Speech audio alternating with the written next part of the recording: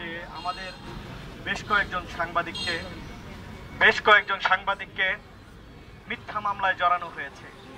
কেন মিথ্যা মামলা বলতেছি? একটি ভিডিও এরই মধ্যে সামাজিক যোগাযোগ মাধ্যমে ছড়িয়ে পড়েছে, যে ভিডিওতে আমরা স্পষ্ট দেখতে পেয়েছি, সারা দেশের মানুষ দেখতে পেয়েছে যে সেই ছেলেটিকে কে গুলি করেছে, কিভাবে তাকে হত্যা করা হয়েছে। একদমই স্পষ্ট যে তাকে কারা হত্যা করেছে। সেই মামলার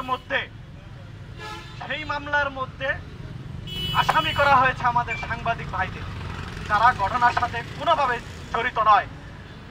যারা এই মিথ্যা মামলার সাথে জড়িত তাদেরকেও আমি আইনের আওতায় এনে শাস্তির দাবি জানাচ্ছি। এছাড়া যাদের নামে মিথ্যা মামলা দেওয়া হয়েছে আমার সাংবাদিক ভাইদের, তাদের নাম অবিলম্বে এই মামলা থেকে প্রত্যাহার করার দাবি জানাচ্ছি।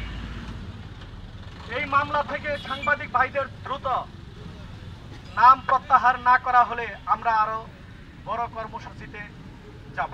আমরা চাই এবং পুলিশ প্রশাসনের কাছে আমরা দাবি জানাচ্ছি, আমাদের এই সাংবাদিক ভাইরা যে এই ঘটনার সাথে জড়িত নয় সেটা সেই ভিডিও ফুটেজ থেকে স্পষ্ট। তাই আমাদের এটা প্রমাণ করার দরকার পড়ে না, তদন্ত করার দরকার পড়ে না যে তারা এই ঘটনার সাথে জড়িত নয়। তাই যত দ্রুত সম্ভব তাদের নাম এই মামলা থেকে বাদ দেওয়া হোক।